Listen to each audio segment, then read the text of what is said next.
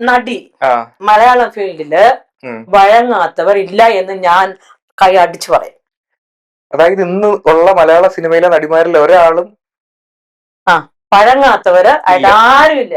അങ്ങനെ ഇല്ലാതെ ആരും ഒരു ചാൻസ് ആർക്കും കൊടുക്കത്തില്ല. ഞാൻ പറയുന്നു ഈ പുതിയതായിട്ട് വരുന്ന ഇപ്പൊ പുതിയത് എനിക്ക് വലിയ കാര്യത്തില്ല.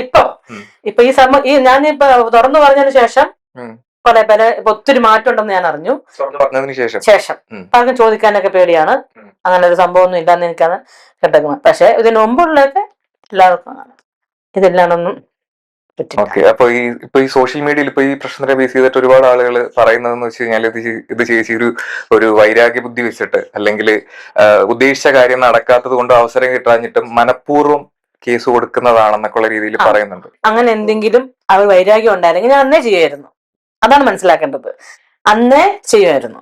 ഇപ്പം അവര് പറയുന്നത് അവസരം കിട്ടിയില്ല, ഉദ്ദേശിച്ച കാര്യം നടന്നില്ല, അവസരം കിട്ടിയില്ല, അതുകൊണ്ട് ആ ഒരു വൈരാഗ്യത്തിന്റെയും ദേഷ്യത്തിന്റെയും അമർഷത്തിന്റെയും പേരിലാണ് ഇപ്പൊ ഇങ്ങനെ ചെയ്യുന്നത്. അതെ അതെ.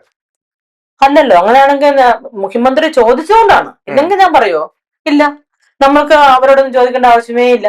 മുഖ്യമന്ത്രി ഇങ്ങനെ ഉണ്ടെങ്കിൽ ഇങ്ങനെ കാര്യങ്ങളെല്ലാം നടന്നിട്ടുണ്ട്. കാരണം ഞാനിപ്പോ സിനിമയിൽ അഭിനയിക്കുന്നുമില്ല, അത് ഓർത്തോണം.